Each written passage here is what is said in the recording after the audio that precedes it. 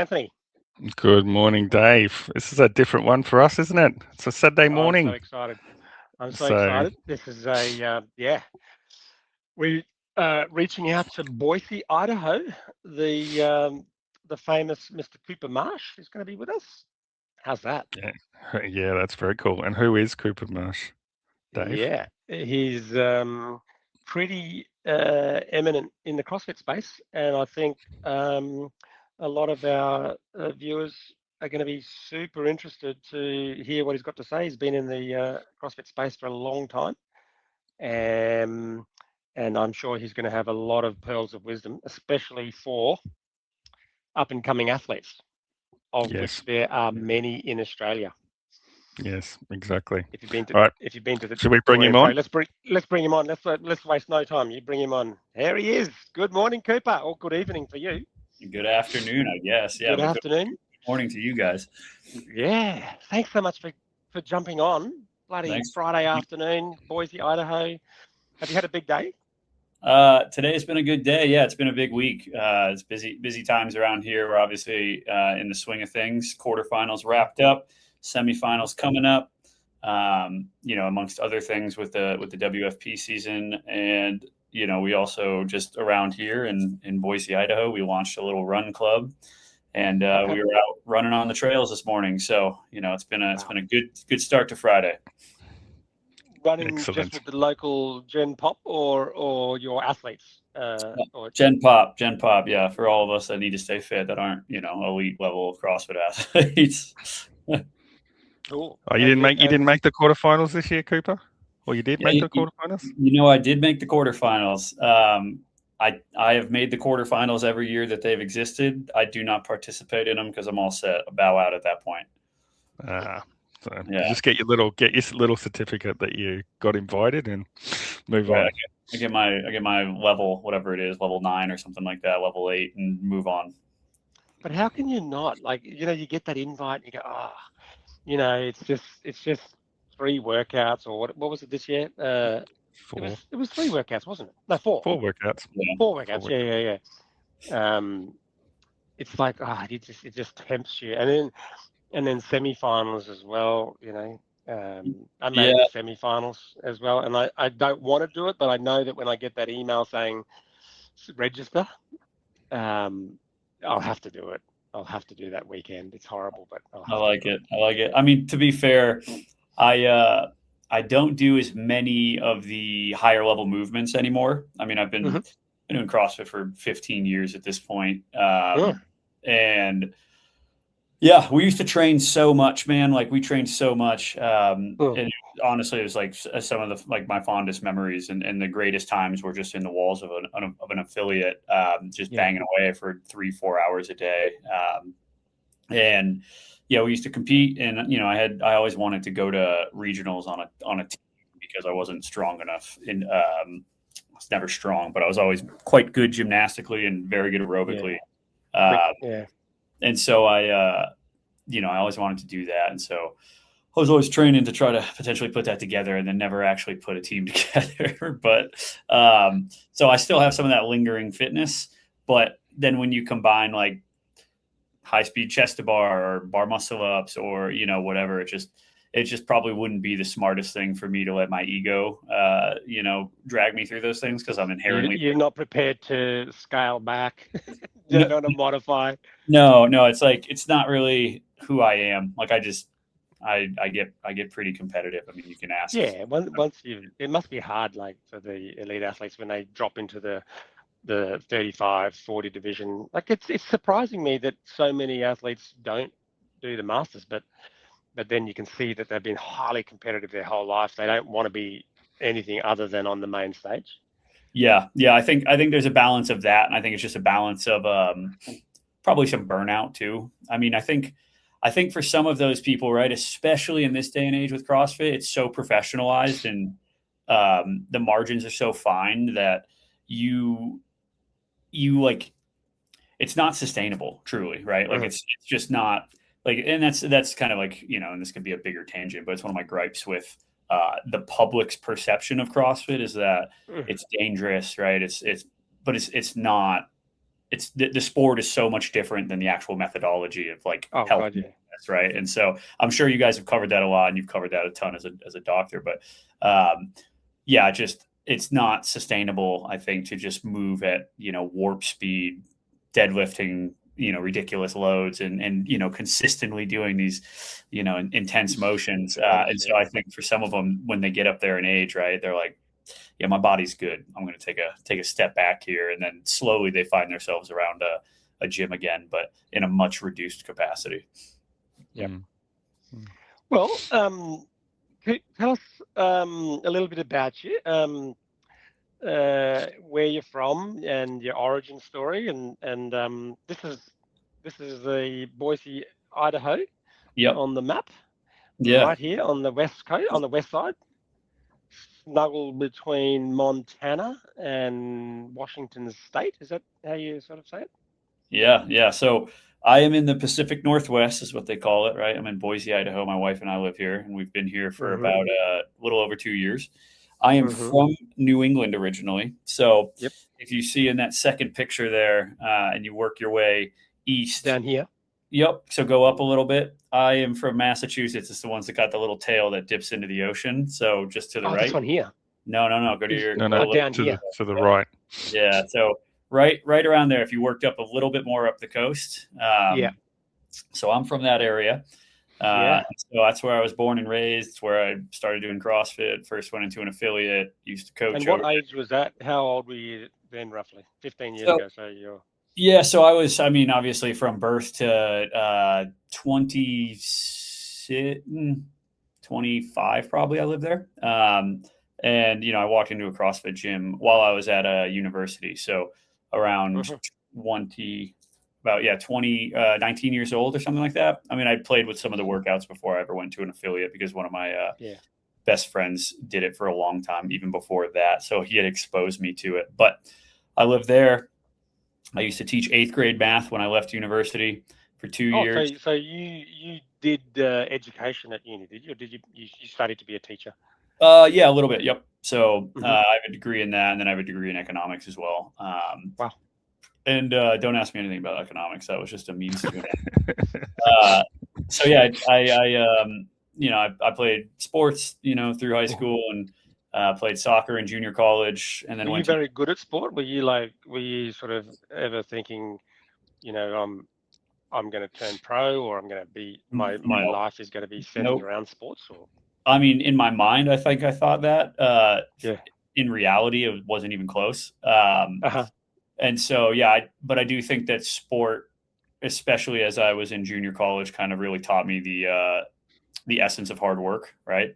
And that nothing is guaranteed. So I think, I got exactly out of sport that what I need. And, I continue to still play soccer to this day, but, so I was over there. I taught. I then moved from Massachusetts to Rhode Island. That is where I taught for 2 years. And then I was a supplement sales rep for a supplement company called X Endurance. And I was all up and down the East Coast. And then how did you make that change, Cooper? Like that's a big change going from a teacher to a supplement salesman. Yeah, so I think I was always born with the gift of sales. Like I could sell ice to an Eskimo, is what my mom would say, and I probably less pushy sales tactics, and more just I think I'm personable and I can level with people. And so I got exposed to the X Endurance brand when I was actually studying abroad in England. Studied abroad over there. Is that because you liked the brand? You used it yourself, or something that you go, this is good stuff, I want to help sell it? Or I mean, I was exposed to the brand because somebody who worked with the company gave me some of the products to try.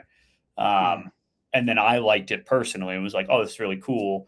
Maybe I can get involved with them, because I was obviously bit by the whole CrossFit thing.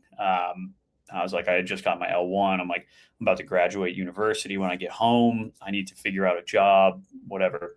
I reached out to them. They were still kind of in their infancy as a business.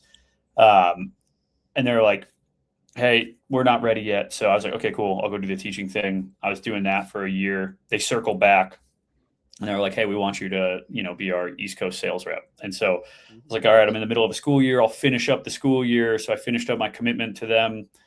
So finished up year 2 and then went full-time into the supplement sales rep. So Anthony, that is how I came about being a sales rep. Is I really wanted to get into CrossFit gyms, man. I wanted to train more, and it allowed you to do it because I was, sampling product in CrossFit gyms all up and down the East Coast of the US, and was able to train to my heart's desire. And so I was doing that for, 3 years. And during that, I met one of the owners of the company. His name's Jason St. Clair. He took me under his wing. He was one of the original agents in the CrossFit space back with Camille and Josh Bridges. And then I moved out to Arizona. So I went way west in the country.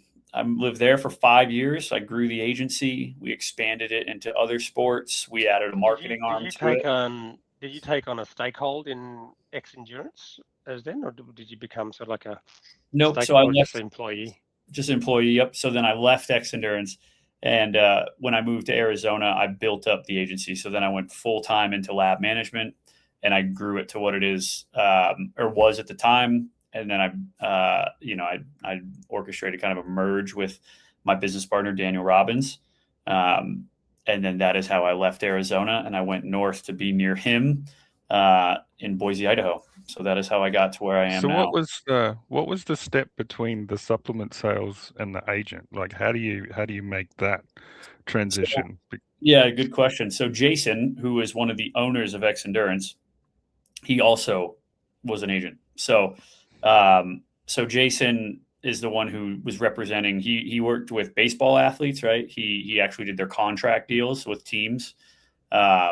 And then he also represented Camille and Josh Bridges and did their endorsement deals, right? So like Josh Bridges was with Nike, Camille was with Reebok. So he negotiated those deals for them and helped manage them. And so I was working for him as a supplement sales rep, but on the other side, I was also learning from him as an agent.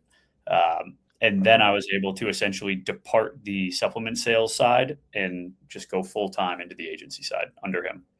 And did that all kind of happen organically, or did you kind of have that plan? Was it like when you were a teacher, were you kind of going, I want to be involved in sport in some way, or and you headed towards that, or did this all just were opportunities that presented themselves and then you took them?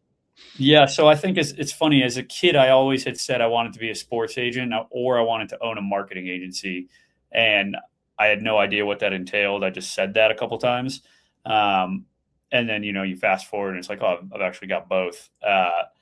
But the reason why it worked out is because I've always kind of put my hand in the air and said what I wanted. And so I told Jason that I wanted to do what he does.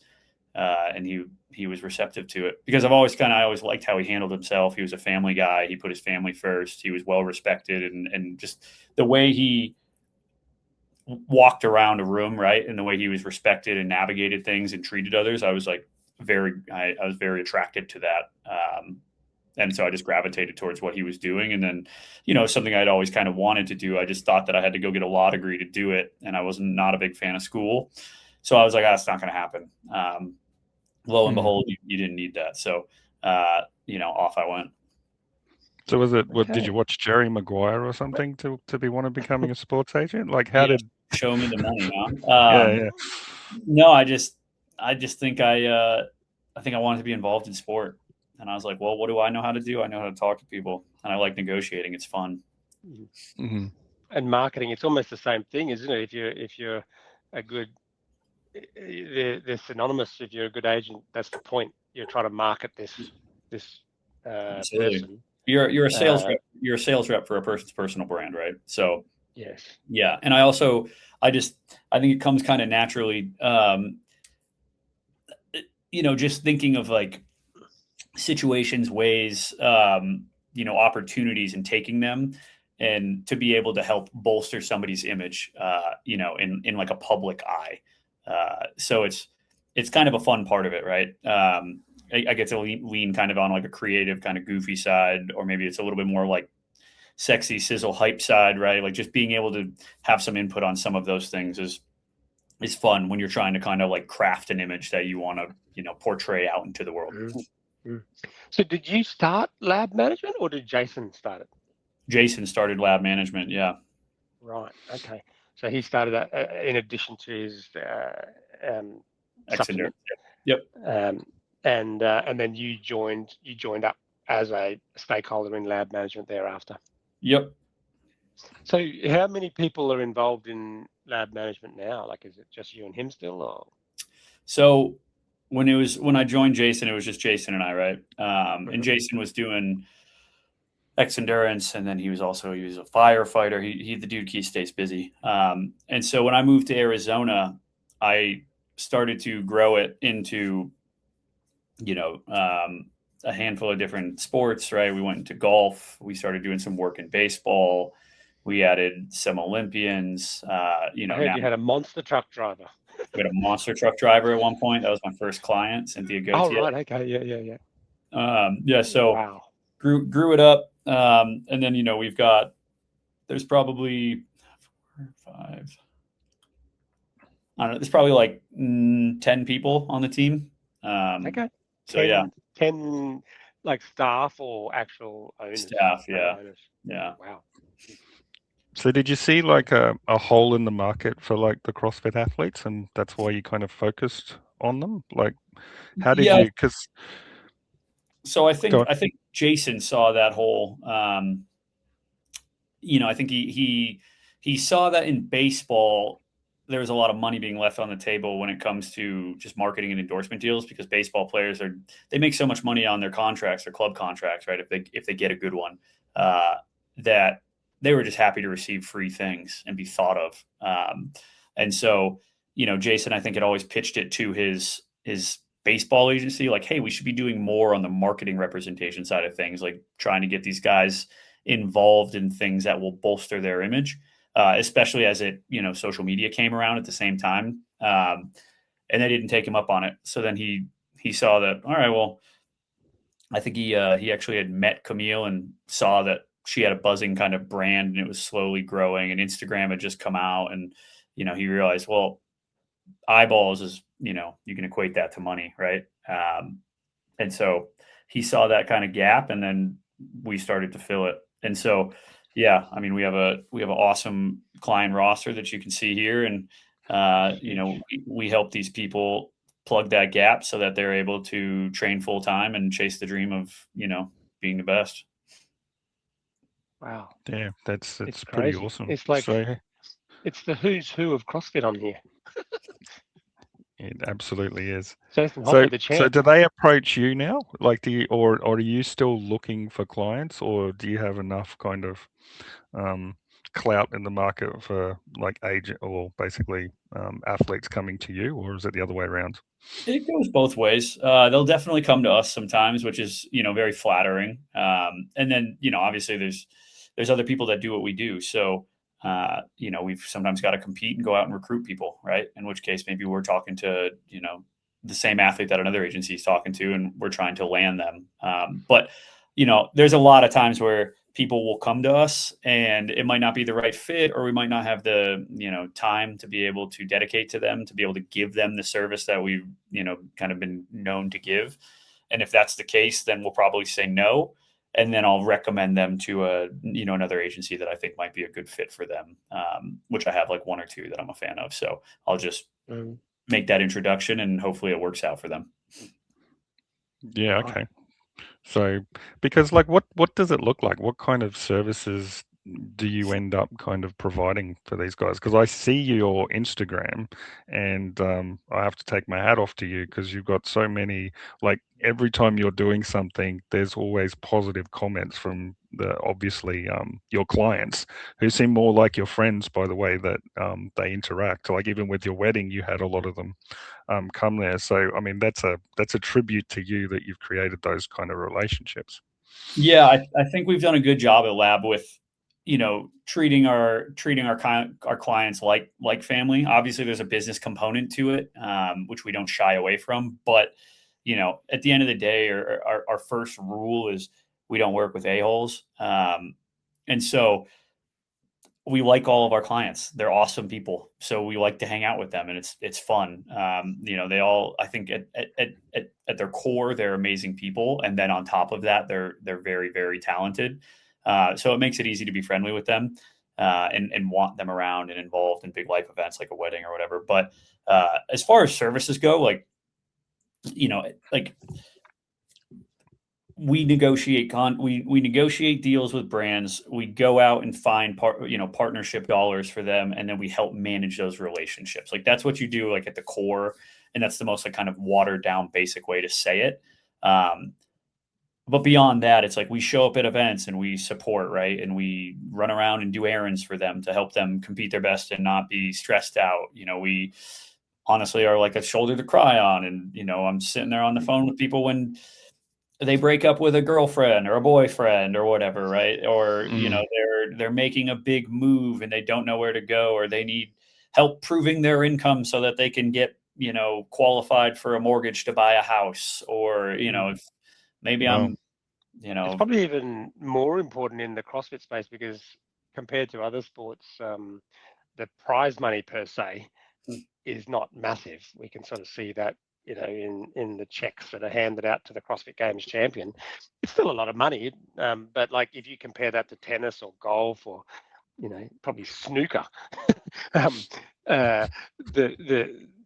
you couldn't just on prize money alone. You'd still kind of struggle, especially unless you're the absolute champion every time. But if you're in 5th place or something, which means you're an incredible human being, and it takes a full-time effort to say, just miss out on the podium, you can't survive. Yeah. So the sponsorships are even more important than your agent. Exactly. Yeah. So they're very important. It's vital. So that's why we're fortunate to be able to, help a lot of these athletes be able to chase that dream and still do it. And for some of them who are, more on the come up, it's a little less viable to dream, right? They might need to piece together some other things along with their partnerships, but at least they're able to, get additional time to train versus those that have to work a full-time job. But yeah, you're totally right, Dave. It's tough. There's not the ecosystem is not exactly booming, so it's not just currently. So it's not like there's a lot of money making opportunities for them. You've got some good ones with winning the games, winning Rogue, or winning Wodapalooza or WFP or whatever. But if you just won Wodapalooza and you made $75,000, it's like, it's a cool payday, but it's after taxes and travel expenses, whatever. It's nothing to write home about. You're hoping that that's just one paycheck amongst a few other big ones. But if you win the games, you're good for that year. But then it resets, right? And I saw a video of Dallin Pepper going through his year's earnings. Yep. Yeah. And a lot of CrossFitters would be going, that's fantastic. He's in the hundreds of thousands, but he's one of the best of the best. I'm sure if you drop down to like 20th in the world, it would be nothing like that, right? You're still incredible at what you do, right? So it's like, to be, what is it? Is it Sean Woodland who said you have no idea how good you have to be last place at the CrossFit Games? Exactly. You're telling me like anything else, if you're the, call it 40 people or 30 people, if you're 30th or 40th in the world at your sport, in any other sport, you're making millions of dollars, right? So for most sports, if you're in a niche sport, you're probably also struggling. You could be an incredible Olympian and not make much, but if you're the 30th in tennis, I can guarantee you're probably pulling down $1 million a year in just easy. And then the parents will also say to their children as they're sort of making the decision to become a professional athlete or the worst dentist in the world. The worst dentist in the world or the worst lawyer in the world is going to do better than the 50th or 100th CrossFitter in the world. Totally, yeah. So it's I don't. That's not a soundbite we're going to use, Dave. That is not a soundbite we're going to use. I think when we look at athletes, like Tiger Woods or the golfers who are pulling in millions of dollars for a weekend of hitting a golf ball into a hole, you kind of have to put into context the risk that they weighed up back when they were a teenager, to say, no, I'm going to dedicate my whole life to hitting this golf ball in the hole. And that is a really knife edge decision, because if it doesn't work out, you're sleeping in your parents' bloody backyard or spare bedroom for the rest of your life. Yeah, and I know some of the guys, right, that it didn't work out. It's a finicky game, man. Like, we've worked with kids that came out of Arizona State University, and ASU is one of the top programs in the country for college golf, and it's like one of the kids. His name's Blake Wagner, phenomenal kid. I mean, he pivoted and is doing great for himself. But Blake's one of 3 guys who shot 59 at a college tournament. Wow. And it's like him, Phil Mickelson, Paul Casey. Like, I mean, pretty good company, right? And all 3 of them went to ASU. It's like ASU is where John Rahm went, and just other phenomenal golfers. And Blake went and chased the dream a little bit, and it didn't necessarily work out. And that dude is world class at golf. He's so good, Yeah. But yeah, it's those guys unfortunately, they end up losing a lot of money because you got to spend so much to chase the dream. So I think the difference is that, you spend a lot to chase the dream, but if you can capture it, you can make it all back and then some, right? But in CrossFit, you can spend a lot of time and energy to chase the dream, and you could make the CrossFit Games, which is essentially like playing in the Masters, and you can take 30th place at the Masters and make no money. So exactly. Whereas if you play in the Masters and you take 30th place, you might be really well. $100,000 or something like that. Yeah, exactly. Yeah. I mean, and that's why that one of the reasons for doing this podcast, I suppose, is just increasing awareness of the sport. I see that as the way to help the athletes, is to just increase awareness and increase content about CrossFit, because so many people have never even heard of CrossFit. I was in Madison watching the games 2017, 20, and I always asked the taxi driver, the Uber driver, they sort of, what are you doing? They pick you up at the airport. We're here for the CrossFit Games. And have you heard? This is their hometown, Madison. And the taxi driver, no, what's CrossFit? And you're driving down the main street, and there's all the flags of CrossFit in town, and all the banners, and they still haven't heard of it. Yeah, it's mind-blowing. I mean, also part of me is like, well, maybe they should just be a little bit more observant. But yes, people have not figured it out, man. And that's, I mean, it's also why it's so vital for HQ to do what they do when it comes to marketing and promoting and getting out there in front of new eyes, right? Because it's the only way it's going to help grow the ecosystem so everybody can win, which they've really started to pour, gas on the fire with that stuff lately, which has been great to see it come back online. Noticing that. And just the general population to go, oh yeah, this sport applies to me as well, not just the guys who look like superhuman, cyborgs. And that will increase the prize money, surely, if every person kind of knows a little bit about CrossFit. That's surely got to increase the prize money, because companies will want to invest more money in a sport that has more eyes on it. Yeah, no, totally. And I think it's why I've always found it a little tough to, agree that the sport and the affiliates, like they don't go hand in hand, because they do, they very much do it. It doesn't mean that if you walk into affiliate, you have to do the sport, but if you use the sport to drive people into the affiliate, then the affiliate wins. And if people show up at the affiliate and they participate, and then the open comes around and they want to do that just to be able to do the community piece and potentially challenge themselves, then it increases the level of the sport, right? Because more people are bought into the actual open, which then feeds the prize purse, or, it becomes a bigger pool of people that, brands are able to come in and attach themselves to and market to, which case they have to spend a higher top dollar to be able to be a part of the CrossFit Games, which then drives the prize purse up. So, they play into each other, and absolutely. Yeah, so integral, so synergistic. Totally. The affiliates. Yep. That's fantastic. So Cooper, just I just wanted to just change tack just a little bit, just in terms of, you mentioned I guess like the relationship you've got with the agents and all that sort of stuff. But where do you draw the line?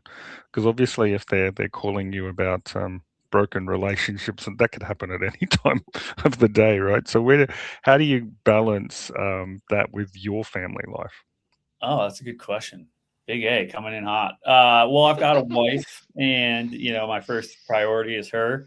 So I think if it's something where I'm not able to, I think if you're not able to potentially field the call or whatever right in that moment, I can communicate that. I think it just depends on the severity of it. If there's an emergency happening, Becca, my wife, is very supportive of what I do. And she actually works in the agency. She runs our operations and finance. So she knows what it all entails. And she's very much willing to let me go and try to put out fires and solve things. So I'm very grateful for that. But, there are times just personally where I'm a little mentally and emotionally burnt out. And I'm like, I need a second for myself. And sometimes I make that known. If an athlete reaches out and needs something, I'm like, hey, I will help you tomorrow. But today I am in the weeds, or, I need to take a second and just do my thing so that I can make sure I'm able to work and serve you guys to the best of my ability. Because, burnout can be real when you're, kind of dealing with everybody else's problems and your own. No, absolutely. Absolutely. And so what is your kind of what is your escape from that sort of thing? Because not that, it's obviously great to help people and support people, but how do you let off, that kind of pressure? Yeah, no, I've started to try to stay away from social media a lot more. I think that doom scrolling doesn't solve anything for anybody. So try to stay off my phone, try to read a book, try to get outside. Honestly, trail running, like just getting out into nature, is awesome. Skiing is great. Working out, like I absolutely love going into my garage and putting on my music and training and just doing my thing. So, and then I play soccer on Thursday nights. Like those are the things where, I think I really just kind of like get to release pent up, energy. And then obviously just hanging out with people, man. Like I just, we have an amazing group of friends here in Boise. And so whether that's having dinner and hanging out at somebody's house, or, going for a group run along the water, or, taking the dogs out, just try to get outside and do something physical, because you always feel better after. So try to do that a lot. Yeah. Do you still have the brick? Do you still have the brick, Cooper? The brick for your phone? I do. Yeah. I actually, did I tell you about that? No, I just heard about it somewhere. And then I heard you talking about it as a way to isolate your social media. Yeah, it's a good media brick. Good tool. Put it on the side of the fridge. Just take your phone, you go like this to it, you scan it, and then you can't access your social media unless you have to go up and scan it again. And honestly, half the time it's just an urge, right? And so when you have just the ignore thing on your phone, you just ignore it and you move on. Okay. Whereas if you actually have to get up off the couch to go and scan it, or walk upstairs or whatever, I'm just like, I don't actually care that much. Yeah, it's very helpful. Cool. Yeah. So what is that an app? Is that an app, Cooper? Yeah, it's this little like 3D print. I mean, the guys who started the business, brilliant, because it's a little 3D printed thing that you put the magnet on your, the little brick on your refrigerator or whatever, and then it's just an app you download and you just scan it, and then boom, it bricks your phone, so you can't go on to it. You would have to put the little brick out in the backyard up against a tree or something.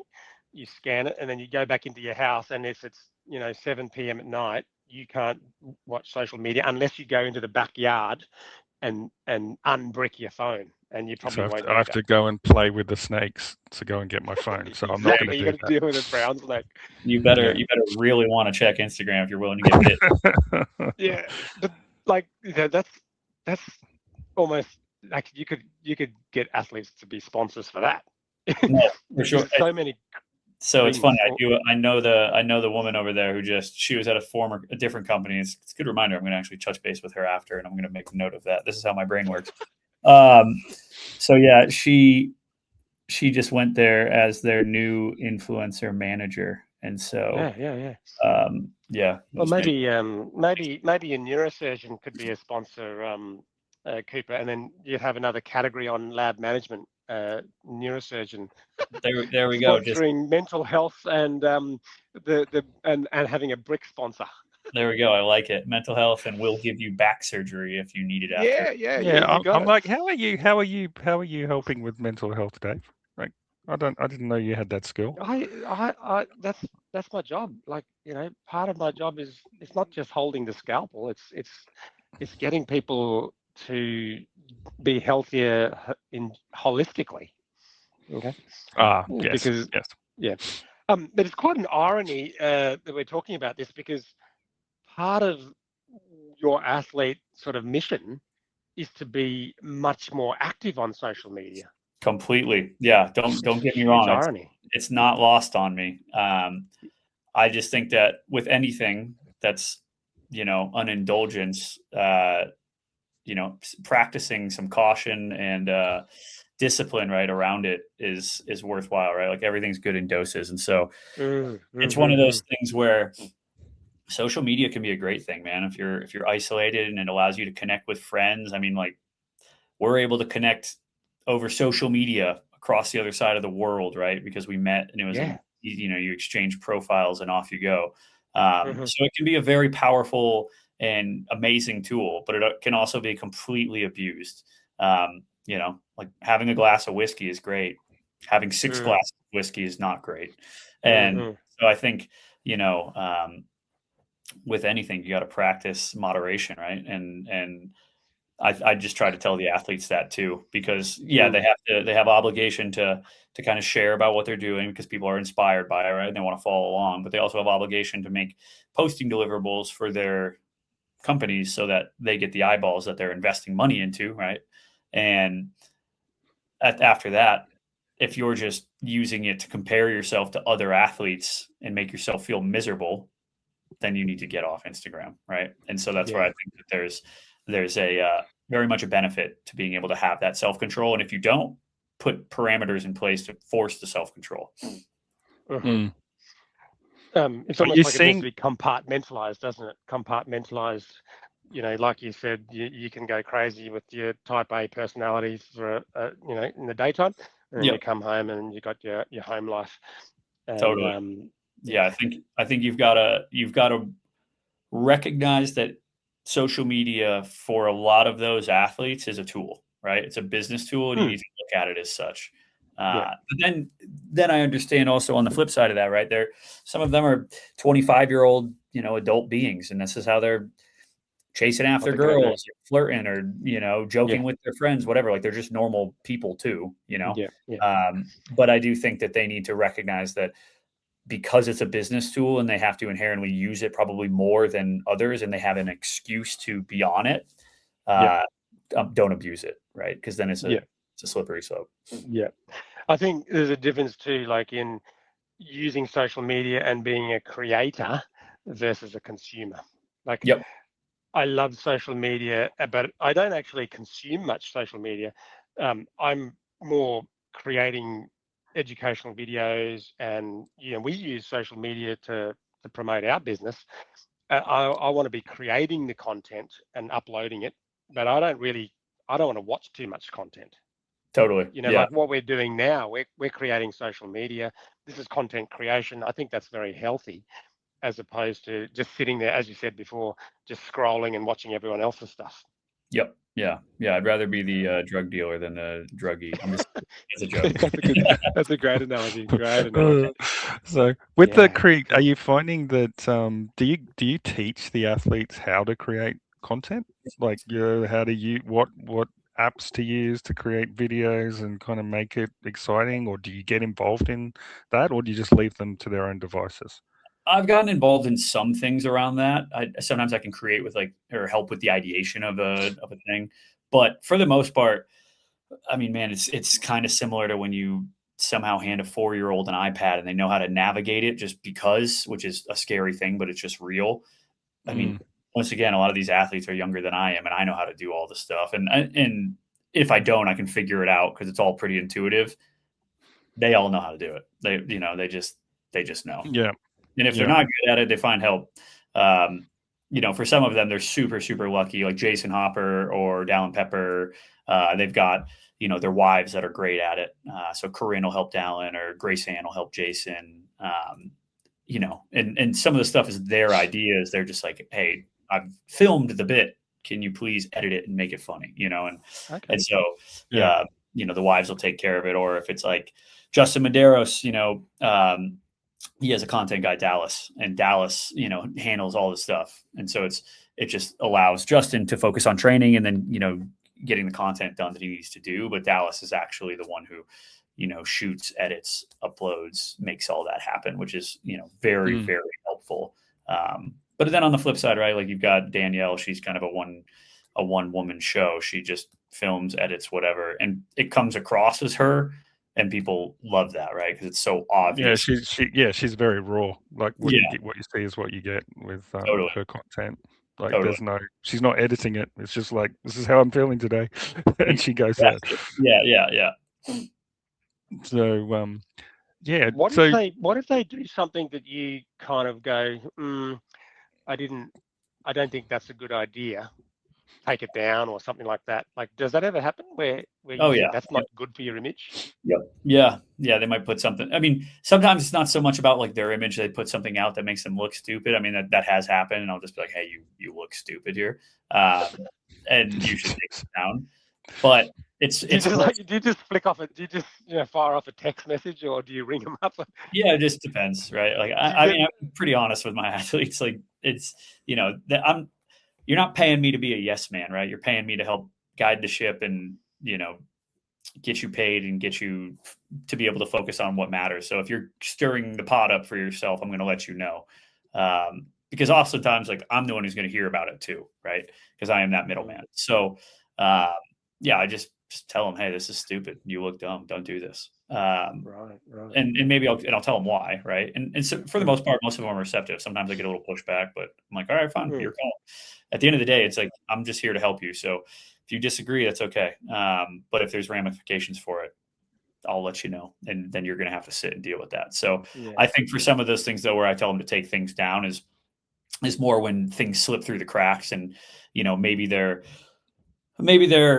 out to dinner and they're wearing a shoe from a shoe company that's not their sponsor, and it's just so blatantly not their sponsor, where it's like, they're allowed to wear, some casual shoes out to dinner. But if you're a Reebok athlete and you post going out to dinner wearing a huge Nike swoosh, that's not a good look. I'm like, hey, just crop the shoes out. You can put the photo up. That's fine. Right.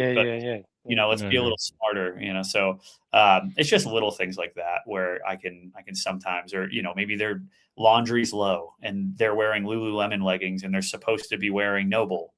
And, it's like, I know 99% of the time they're wearing Noble, but they're, for some reason they're in Lululemon and they didn't catch that they were in Lululemon, and boom, they posted something. So I just, hey, that's not going to fly. Let's take that down before you get yelled at. Do you notice that straight away, Cooper? Do you notice that straight away? Like, because you're not scrolling on social media to see this, right? So no. So sometimes it's, it's a, like, I'll find it, or,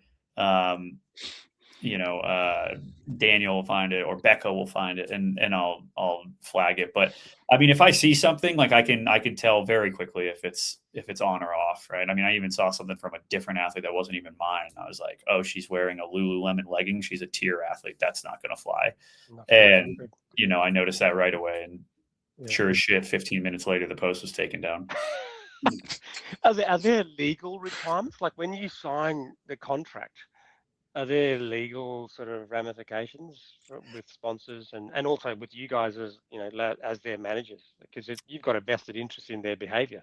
Yeah, so it's not necessarily legal ramifications. Like, the legal ramifications are that you're going against a contract you agreed to that said you wouldn't do that, so they could terminate the contract if it got down line far enough and stop paying you. So I think that's a ramification enough to keep people in line. So, which I totally get as a brand. If I'm paying somebody, I don't want to see that shit either. Yeah, I heard Sprague saying that he had some sponsors that didn't pay him, or there was some. Did that swing by your desk? Did you hear that? I have heard that, and yeah, I am sure that that's happened, man. Some businesses are not run by good business owners, but also it's one of those things where you know, if I'm advising James, which we do not work with James, but I know James quite well. He needs a good manager. Yeah, I'm like, you should, fool me once, shame on me, fool me twice. Maybe is that some inexperience that where you try to do things on your own independently, and you can get a little bit you can get a little disconnected. You can get you get lost in the shuffle of what's going on with your training in real life. Next thing you know, you see that you haven't received a few payments, but you've done your piece, and then they start getting combative, whatever. It can get a little dangerous. So that's where it's like the, fool me twice, shame on me type deal, right? Like you should have caught it the first time and nipped it in the bud. Because things happen, right? It's inevitable. It's going to happen. It's business, but you don't want to let things get too far down the line and just like assume that it's going to get better. Sometimes you gotta come in and be a bit of a bully and make sure that, people are honoring their word, or there's going to be issues. Yeah. So how Jason, rigid are those? Sorry, Dave, he would, if he had a good agent manager, that would be their responsibility to chase up. If you don't have the manager, you're kind of like stuck. Yeah. Yep. So that's the not so fun part of the job, right? It's a lot easier and more fun to be friendly and get along with everybody and just help things happen. But very much sometimes have to, puff up the chest and be angry to get things done. Well, we have a sponsor too. We've got a sponsor, Redback Grips. I was wondering, I was looking at that on the screen and I thought, are they running an ad on our website? And then I'm like, no, ads on our website. I saw you sit up from your chair. Then you're, hey, what's this Redback on our website that we didn't know about? He's ready. He's ready to have a go at us, Dave. He's ready to puff his chest out. We'll just make it clear here that Lab Management has no. Oh, maybe you do. Has no affiliation with Redback Grips, but we have to meet our our sponsorship obligations. Are they good grips though? You like them? Oh, they are great. They are great. They are awesome. They're really good. And we have a code as well. We have a Camp 10 code, which means you get 10% off when you go to the website. Heck yeah, people buy some Redback grips, Camp 10.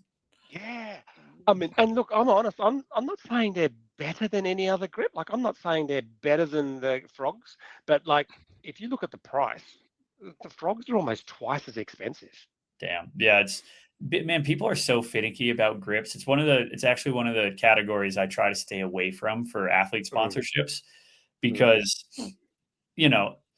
it's for a few reasons. One, how you feel and like look good, feel good, play good, right? Grips, they all can look good, but if they don't feel good, you're not going to play good, right? If you don't feel like you can hold on to the bar and your grip's blowing up, you're going to have a bad workout. That could cost you making the CrossFit Games. It could cost you winning an event at the CrossFit Games, right? And then beyond that, grip companies are usually smaller companies, so they're probably not any deal to really move the needle too much. And so if you go out and win a CrossFit Games, or just win an event at the CrossFit Games, you make $3,000. Well, you're probably pretty much almost making up what you would have made as a grip. Not completely, but a lot of it. Or if there's multiple events where you need to use, grips on rings, grips on a pull-up bar, grips on a pegboard, whatever. If you don't feel comfortable in the grips you're wearing because you signed some deal that you shouldn't have signed, and you take a 12th, a 14th, and a 10th, as opposed to like a 6th, a 7th, and a 4th, you're 7 spots below where you would have ended up on the leaderboard. Well, there's your difference of your grip sponsor right there. So there are just some things where I don't think it's worthwhile. If you're somebody who's like, I don't know what grips I like, I use this for this and this for that, but I'm just like, forget it. Just have full freedom to wear whatever works for you in that moment. Grips are an interesting one. So when the athletes are signing, I guess, contracts with some of these companies that are shown up on your thing, do they have obligations in terms of how much posting they're supposed to do, how many kind of pieces of content they're supposed to put out, or is it very fluid? Yeah, so it's very much not fluid. For some companies, they don't put deliverables in because maybe it's their their apparel company head to toe with shoes, whatever, and you're expected to be in it at all times. So it's just going to show up, right? That's only some companies. For others, they're like, yeah, they want, if you're head to toe wearing our gear, our apparel, they want multiple posts, and they want the most posts out of any of the, sponsorships they have. And it makes sense because you're always wearing clothes when you train. Unless you're not, then you're probably a weirdo. But, you're always wearing clothes. You're not always wearing a belt to work out, right? You're not wearing a belt when you're going for a run. So you don't need to post about a belt all the time. It's probably got smaller deliverables. Same thing with, your protein, whatever. You're not always carrying around a bag of protein. So it's like, it's just different. So, but there's definitely deliverables. I like that to be set in stone, even if a company from the onset wants it to be fluid and they want to try to be like a chill company and, not be micromanaging and whatnot. That's fine. Love it. But I still think that there should be some level of like a check box for the athlete. A little bit defined. They need to define what they expect. It needs to be defined because, these athletes are not exactly business people. Some of them definitely have a business mind, but a lot of them do not. And so they need something to be held accountable to make sure that they're doing their piece. Otherwise, it'll just slip away, right? It's kind of being like when you're in school and the teacher's like, here's some optional homework. Ain't no kid doing that homework, right? And so if we want to make ourselves unkillable, which is like what we call it, right? And you want that brand to sign you again and continue working with you and potentially increase the value of that contract, then you better have a set thing of deliverables that you nailed and hit, right?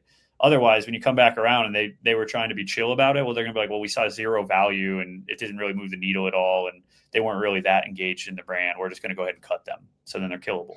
So, you want to be unkillable. You want to make sure that you have, some agreement that's fair, right? I'm not saying go sign on and do 4 posts a month for a company. That's probably not what I'm saying, unless they're paying you a 6-figure contract for, apparel and shoes.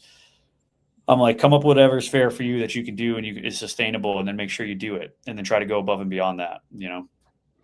So how is that then measured? Like what? Because is it down to the thing like on Tuesday I'm going to post about this particular product? Oh, yeah. Is it like that, or is it I've got to hit 10 posts in a year, or like what does it? No, it's typically monthly. Yeah. Right. Otherwise, people would just post on December 20th to December 31st, like 55 times, and get all their things done, and then exactly. So and so can I imagine? And is that part of like the meetings that you have with the athletes, kind of checking off and going, have you done this? Have you done this? Have you done this? Yeah. So it's like, here, like you'll see, like if you go into my phone, like they'll just be like random things, but I'm like, Nordic track. Okay. Danielle's got a Nordic track post. Like, you go through, you're like, okay, I need the Josh Bridges post for whatever. It's just, holding them accountable, making sure that they're thinking about it, getting it done. Right. Like they've got a lot of things, a lot of moving parts and things happening. So sometimes they slip through the cracks with one brand, and, I make note of that, but yeah, we definitely, keep track of it. We also have So you're still like an 8th grade teacher, though. You've still got those skills. How valuable was that experience? Coming into your career now. Anthony, we call it. I call it glorified babysitting sometimes, because people will be like, "Oh, being an agent's so sexy." I'm like, "Oh, is it?" Because I'm haranguing people to do like their homework. But yeah, we have a task management system called Asana that we work off of too, and that'll tell them kind of what their monthly posts are, and then they can go in and check the box, and then it'll reset to the following month, so they'll know, okay, this is what I owe. Is that a generic app that managers that agents use? Like, is that something that Asana's like a task app that businesses use, and so we just retrofit it for our use. Right, incredible. And I think most of what I've heard you saying is social media posts. Is there any other examples of things that they obligated to do? Yep. So like appearances, right? And appearances, maybe booth meet and greet type stuff, right? Photo shoots. Okay. So when you go to the games and you see an athlete standing there and you think, oh, they're such a nice person, that how cool is it that they are, putting themselves out there to the public? It's not it's not because they want to be, it's because they have to be. Yeah. But also we don't do that with our athletes at the games. The games are games time. We will not commit to that to a brand. And most brands know that, because the games is inherently unknowable, right? So they don't know what the schedule is, where they could be at any time, when a brief is. So you can't really plan for that. Whereas Wodapalooza, that is working time. Like you guys want to compete? Great. But Wodapalooza is about the community.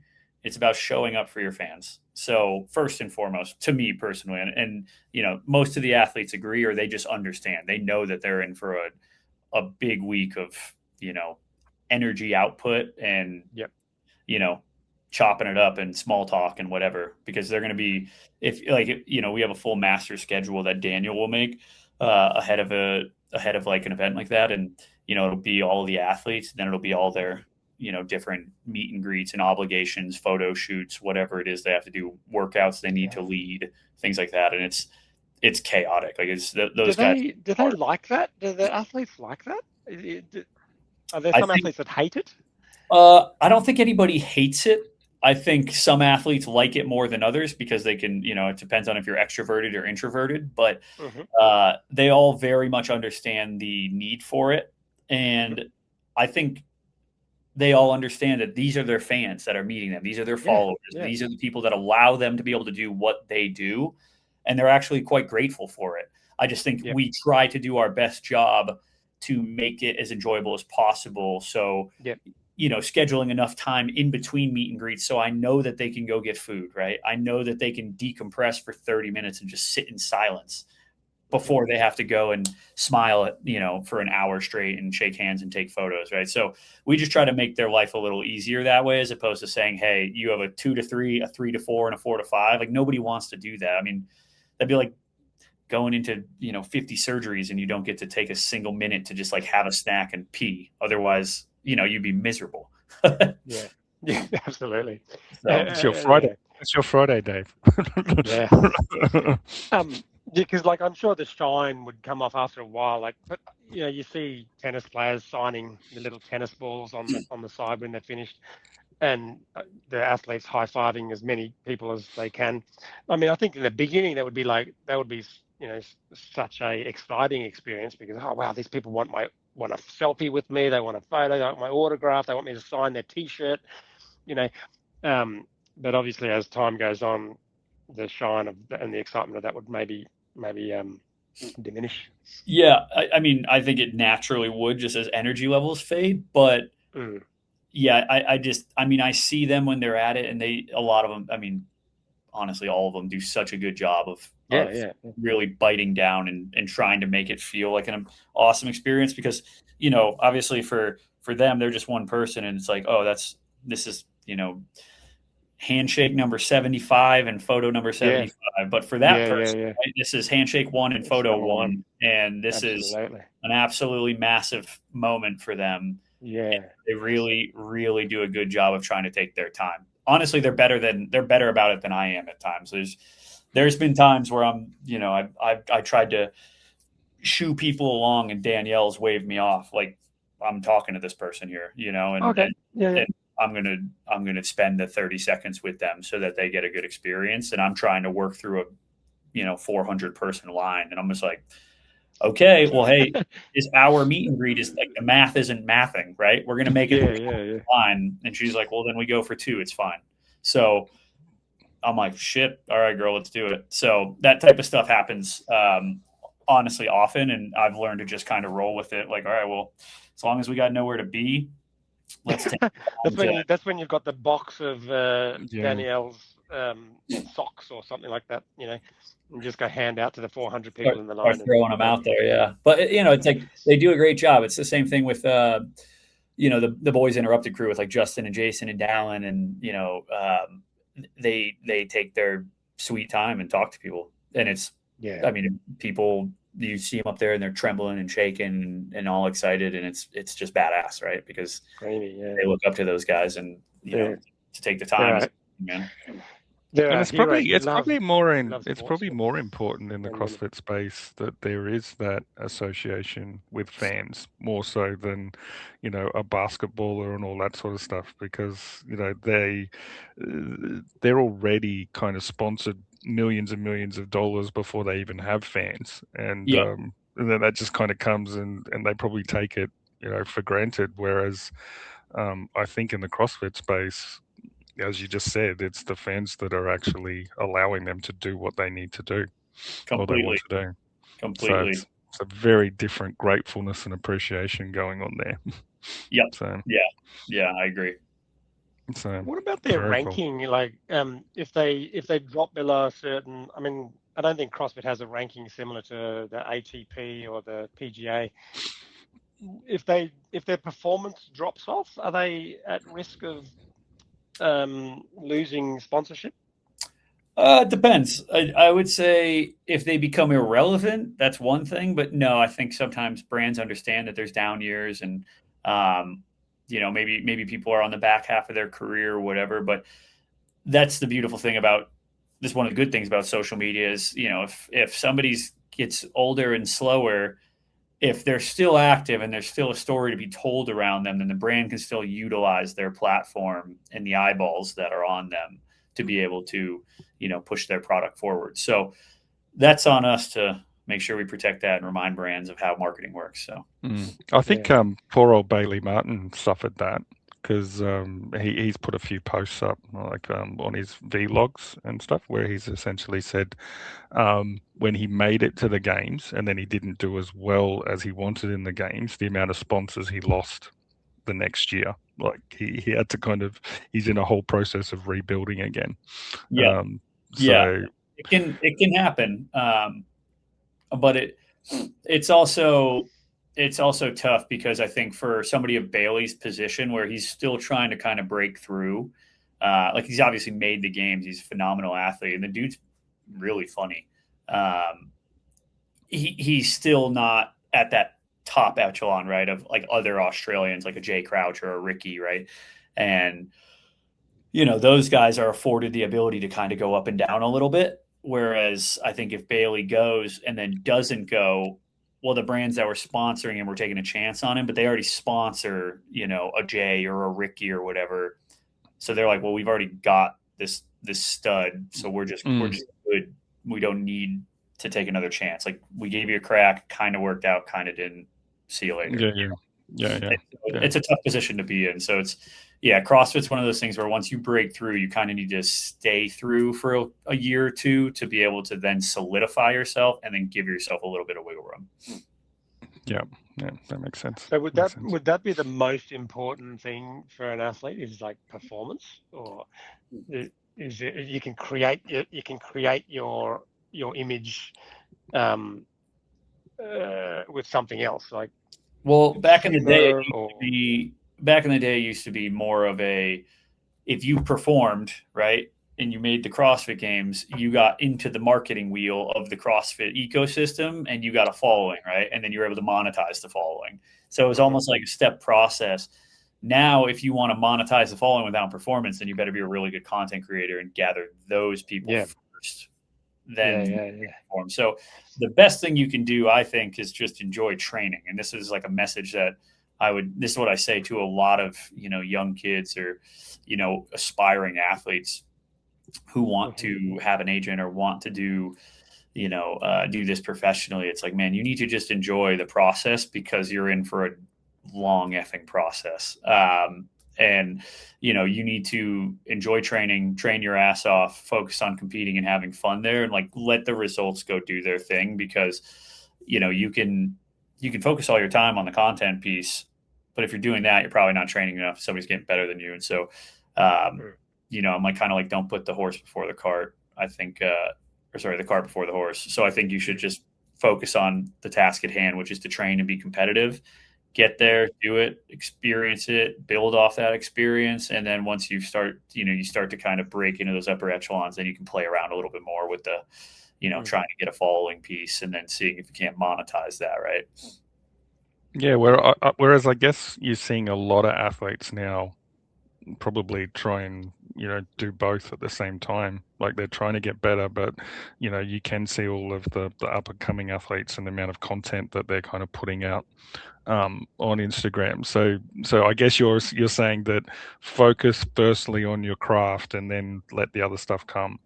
Yep, 100%. It's a big thing. I think you just got to focus on what it is you're actually trying to be, which is a professional athlete. Like if you wanted to be one of the best basketball players, you'd be in the gym shooting, right? You wouldn't be, taking selfies. You just wouldn't be. Yeah. So, when you all of a sudden are one of the best and you're afforded the time to rest and do whatever, like, sure, take some selfies, And there are some lucky people, like they can have a reputation of being the brat, the brat athlete, the John McEnroe tantrum thrower, and that gets notoriety, and or the Anna Kournikovas, or who are exceedingly attractive or something like that, and they're not necessarily the number one, but they still are so marketable. Yep. Yeah, there's definitely some athletes that are a little just more predisposed to just natural marketability, right? Whether they're attractive or they're edgy, whatever, right? Some people, they really got to work at it, right? They might be one of the best, but not the best, but they're super vanilla. And in which case I'm like, you got to figure out how to shine through, right? So, I mean, it's funny, right? You look at somebody like a Colton Mertens, for a bit there. I mean, Colton puts out phenomenal performances. It's just unbelievable. Like, just blows people out of the water. Obviously, he's got some holes, and he's working to fill those things. But he's a freak athlete, and it's almost like he's very, very shy and quiet, right? So like vanilla, right? Quotations. Not saying he's a vanilla human being, because he actually has like a lot of layers to him. I feel like that people don't necessarily realize, and it's cool when you peel him back, but he leaned into who he is so hard with the hard work and like pig farmer and, talking a little shit and raising, the little wiener dogs, whatever. All of a sudden you're like, there's like layers to this kid. And then people started to appreciate the simplicity and just the hard work, right? And authenticity as well. He's so authentic. So it just became a brand in itself, right? Like that thing. So it's like, it actually paid off. Just being like, I'm going to triple down on who I am. I don't give a shit about any fluff. And so it's like, you got to respect that, right? Was that created? Was that crafted, or was that just natural? Did his agent sort of that'd be a promote great that or push that? Great question for Snorri, who he works with. But I think it was honestly, I think it was a little bit of both. But I think it was pretty just kind of naturally happen and progress, because people were like, look at this dude. He's not, Colton doesn't look like Dallin. Dallin looks like he's chiseled from stone, and they're both phenomenal athletes, right?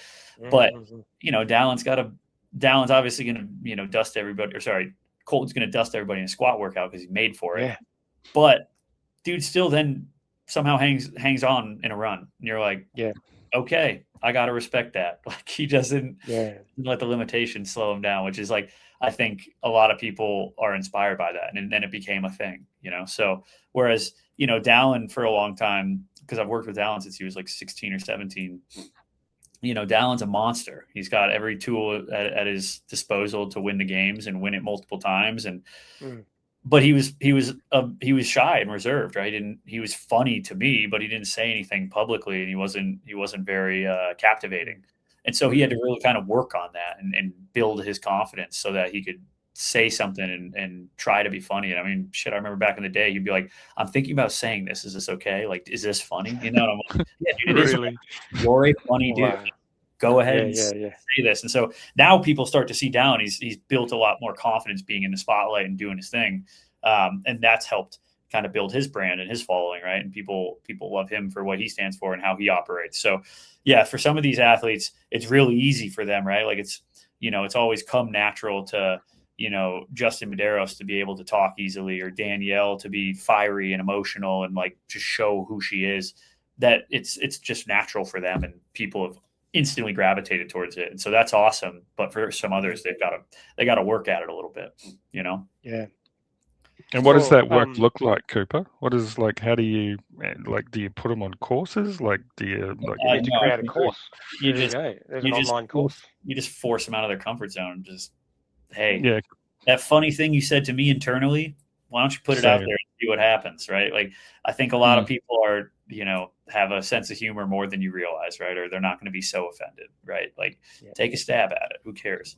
So I got to ask you, are you behind the Boys Interrupted kind of concept? Because that seems to be starting to go quite well.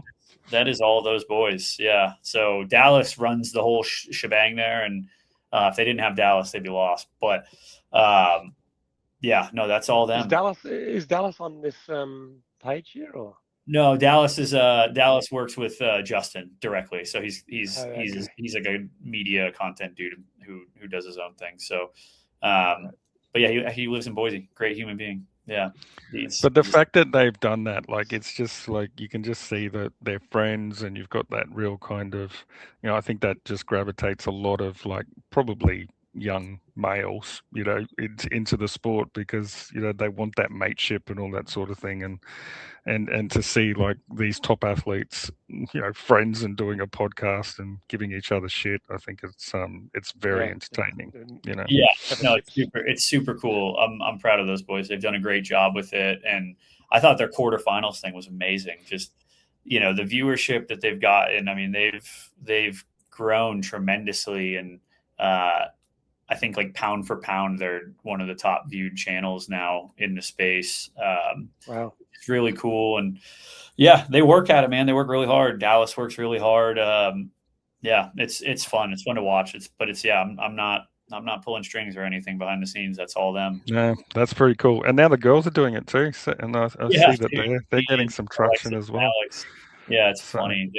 And the boys are being cool about it too. It was funny. They were supposed to, when they first announced, I think that there was a little bit of they were going to like both be scheduled at the same time, and the boys readjusted, whether the girls know that or not, but they like readjusted so that the girls could have their kind of time in the spotlight to like try to help boost them up, which I thought was really, really, a tasteful and cool decision from the guys. So no, it was pretty cool. So it's good to see, but it's good to see that type of content, and because I think that sport, I think CrossFit has that kind of friendship. You don't see the competitors necessarily being friends in all the other sports and doing this sort of thing. So it's very kind of unique and different. From, you don't see the 5 tennis players getting together and trying to do a podcast and giving each other shit, because they just live very independent kind of existences. Yeah, and it's I appreciate it. I also try to remind them sometimes that, hey, these are your competitors, and it's okay to create a space, and it's okay to want to beat them. You can wish ill will on your foe sometimes. So they give Dallin a bit of crap that he's the only one without a gold medal.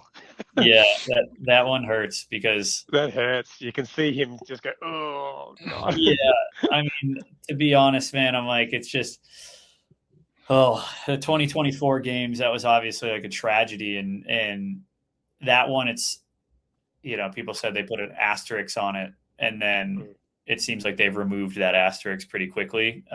Granted, James went out and handled business and beat some people and did some great stuff to kind of prove how fit he was. But at the same time, I'm like, I still swear by that. If they had the other 2 events that got canceled, like Amanda 45 and whatever, honestly, it would have been embarrassing. The sledgehammer one, it would have looked terrible. If they had those 2 events, then Dallin would have won those games for sure. Different outcome. Yep, that's sport though. It's and it's like, hey, shoulda, woulda, coulda, right? It's not, they didn't happen, so it's honestly pointless. But I can't help but dwell a little bit. But I still believe Dallin's going to win the game at some point. So one of the most important little segues for our up and coming athletes. So like I said before, we've got some really aspiring athletes that want to break into the professional scene. So when should they get an agent? And what is the mechanism by which to do that? I would say, kind of harking back to like, okay, focus on your craft and get that done first. So I would say, you could have an agent. And this is just me just putting very loose parameters on it. You can have an agent when you have 10,000 followers, you're getting reached out to by brands and they want to pay you to be a part of their team, and you don't know how that works or how to protect yourself. So will brands do that? If so, our athlete, he trains 6 hours a day. He's a coach at our gym, and he's extremely good. He's on the cusp of being at the Torian Pro. Didn't quite make it this year. I'm not sure how many thousand. So will brands reach out to him, or does he have to reach out to them? It just depends on who you are and how good you are. So like brands probably aren't reaching out to him because, no offense, he's not there yet. So it's like I'm just putting numbers on it. 10,000. You are getting reached out to by companies and you've made the CrossFit Games. Then I think you can take a look. And that's like such a rough metric that I'm putting out there, but I think it helps people because so many. I mean, man, I'll get emails of people being like, "Hey, I really want to make the CrossFit Games, and I think you're going to help me get to the next level because I want to do this professionally." And I'm like, "What the like? You have nothing for the brand to buy, right? You haven't made it anywhere, so you have zero platform or eyeballs on you. You don't have eyeballs on you on somebody else's platform.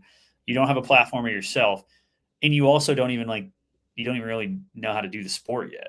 So it's just delusional in my eyes. So that's where I'm like, until you're somebody who genuinely has some like clout or buzz around them, you don't need an agent. You just need to have fun and focus on working out. Being and so 10,000. I mean, like he posts a lot. Like there's almost a post every couple of days. Yep. And they're pretty cool posts. I like seeing what he's doing in the sort of the lonesome training hours. Blood, sweat, and tears when you're by yourself. And his posts are good. But until you're saying he's got to do it independently. Until he's, on the big on the stage. cusp. Yeah. There's nothing that like personally, I don't see there's anything that I would be doing for that person, right, or somebody else. It's just, yeah. No if you and this is like something else I tell young athletes if I'm maybe like courting them to work with them because I see how good they're going to be.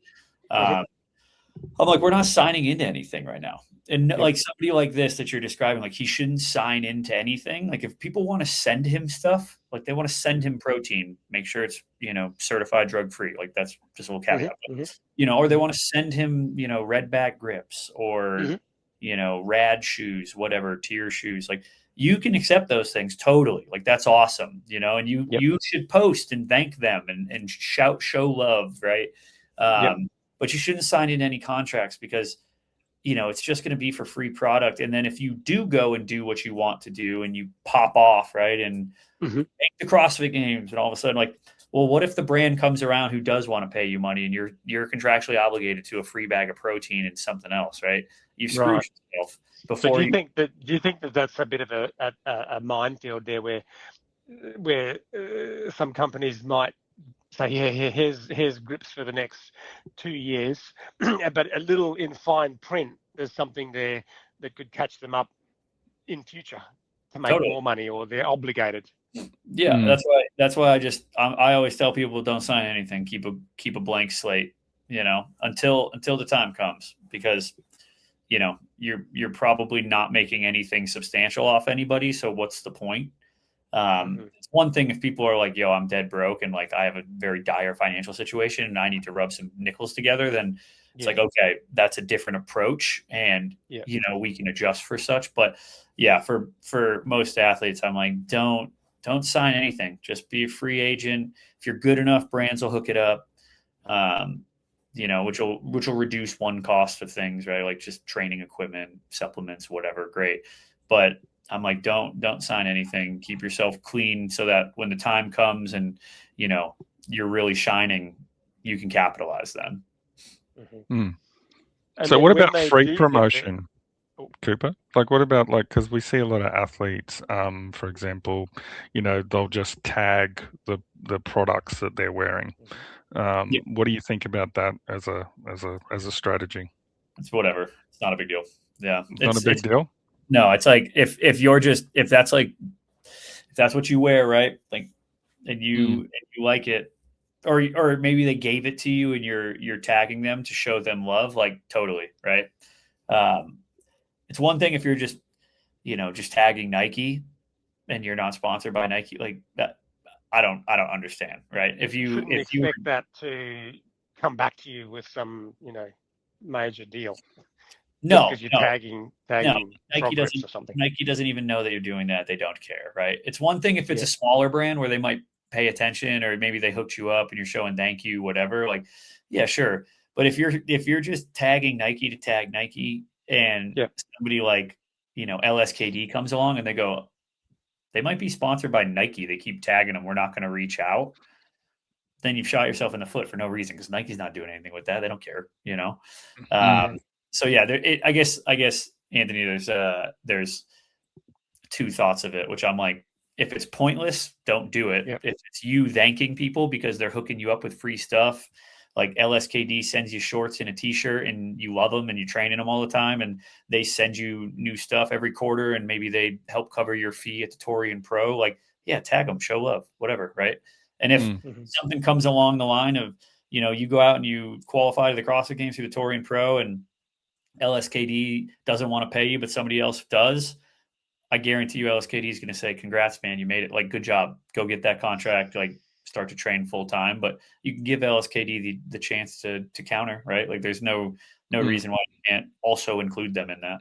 So yeah, I think there's a way to do things. There's a right way and a wrong way kind of to do all those things.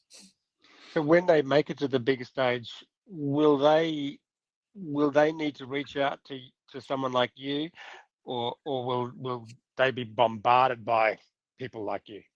Just depends on who they are. There's a lot of like the intangibles that you got to look at. So you got to see how it goes, because there's plenty of people that make CrossFit. Would you be looking out for people though? Like, would you, if they're really marketable?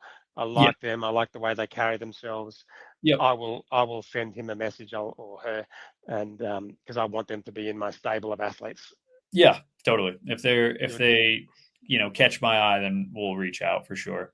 So it's just, man, there's people that have made the CrossFit Games and they don't have it, right? Or like whatever that factor is, they're freaking probably awesome people and phenomenal athletes, but they don't got it. And, so I'm not interested. Right. Yeah.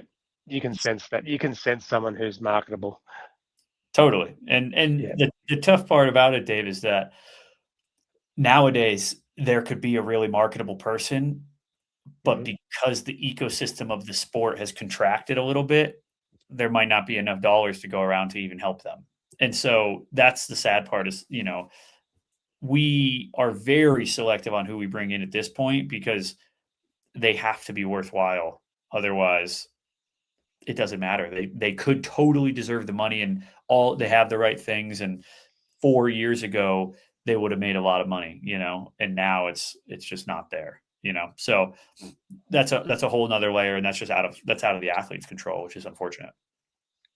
So you're not seeing like the ecosystem start to redevelop? Like, it feels like there's a bit of a resurgence of CrossFit in Australia, especially. I don't know what's necessarily going on in America, but it feels like it's growing again. Like it did contract, but I'd be interested to hear what your thoughts are. Yeah, I had actually said this to a business owner in the space, like a company owner the other day. He asked what my thoughts were, and I said it felt like there's momentum behind CrossFit for the first time in a long time. But that doesn't mean that we're in a this prosperous space, right, or place right now as an ecosystem. We're not, but it feels like we have momentum, which is cool, right? It's good to feel that, right? There's some optimism, but it's not. I mean, it's just not like. I mean, Dave went to the 2018 games in Madison, right, in 2017, and it was different. Like we were going this way. Now we might be going this way again, but if the line's here, there is a big steep thing, and we're down here now going that way. So, yeah. Yeah. And it is funny you guys say like in Australia, right? It feels like that because totally when I was at the Down Under Championship, when it felt like CrossFit was going the wrong way in the US, went to Australia and it felt really awesome. I was like, damn, you guys are a handful of years behind us. I hope that, that positive energy makes its way back across the pond to us. Well, you got to come out to Torium Pro, Cooper. That's what it's awesome. Well, it's great. Yeah, it's gonna be sweet this year. Who do you guys have? Who's gonna make it through? That's what I'm curious of. Ricky will be there. Jay will be there, and there could be. We've spoken to Dante. He's knocking on the door. What happens if another solid male comes through though that you're not thinking about? Oof. Could happen. I mean, but you never know. That seems like you know someone who could come through, Cooper. I might know somebody that's coming through, so you'll have to see. Just keep your eye. You have to tell us. You have to tell us who it's going to be, so we can kind of start to keep an eye on it. You've got a couple of athletes. Maybe we'll see. I'm not telling you, Anthony. You'll know soon enough. Oh, jeez. Well, so I'm curious now. I'm going to have to look at all the events. Cooper, last couple of questions, just for these youngsters. So, in terms of the dollar value, what just say someone had a shoe sponsorship, or they like say Danielle with Rad, or doesn't have to be specific, but what does that actually equate to in terms of dollars for the athlete? Yeah, just depends on who you are. But I would say if I'm putting broad numbers on it, right? Like if you're a big wig in the space, it's a 6-figure contract, right? How far, healthy six, I guess I'm not going to say like it's not a $500,000 contract, but, 6 figures. 100,000, 200,000, whatever, right? That's great. That's great. And that's like I had no concept of what that actually meant when someone's sponsored by Adidas, or I think James is sponsored by Adidas to wear. Yeah, but it varies, man. So you can also be a part of a company like that, and Adidas is it's obviously a public company and it's worth billions of dollars, but they might not be paying that same amount to a James because they don't have to. They're Adidas. They're like, we're Adidas. You want to work with us, So it's like it just varies, right? And it totally could be that amount, but I know that they've signed some kind of lesser known athletes, right? And so it's like I know that those contracts are going to be 10 grand on the year, right? 20 grand, right? $5 grand. Like it could just totally depend. And so yeah, I'm just saying, like if you're a big wig in the space, your shoe or I would say apparel deal, right? Because it's the entire thing, not just a shoe deal. Your entire thing would be a 6-figure contract. How deep into the 6 figures you go varies, right? But yeah, that's if you're a top dog. And do you make your money from the commissions of all of that? Is that how or do you have like a retainer that you charge the athletes, or no retainer? I eat what I kill. So I take a percentage of the deals that I negotiate, which we exclusively represent, right? So like all of Dallin's deals that he has, I've negotiated them. I take a percentage of that. I do not touch prize money, right? Like I didn't negotiate prize money. He went and earned that, and he'll pay a percentage of that to his coach. Yep,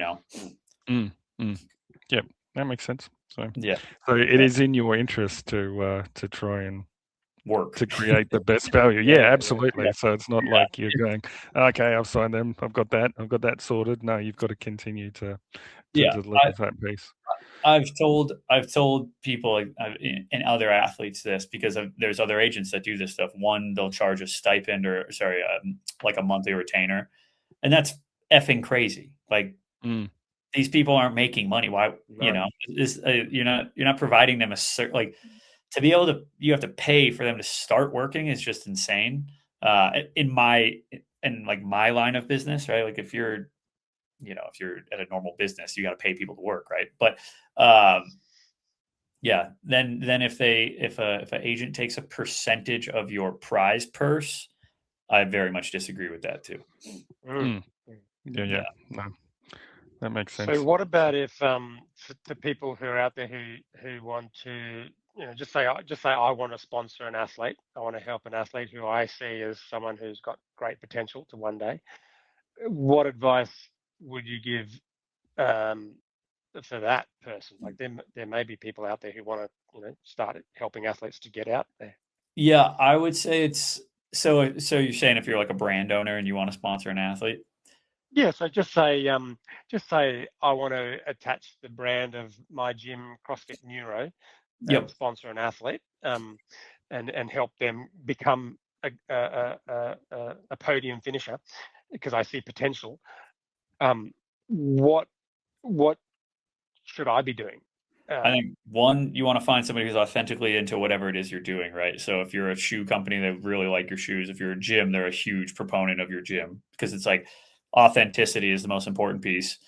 Two, I would have some type of plan around what you're going to utilize the athlete for, right? So like they're just a machine in the marketing, or they're just a cog in the marketing machine. So I think a lot of brands, they rely on an athlete to be their marketing plan. Like, hey, we pay this person, they post, and we didn't sell 10,000 grips. It's like, well, no shit.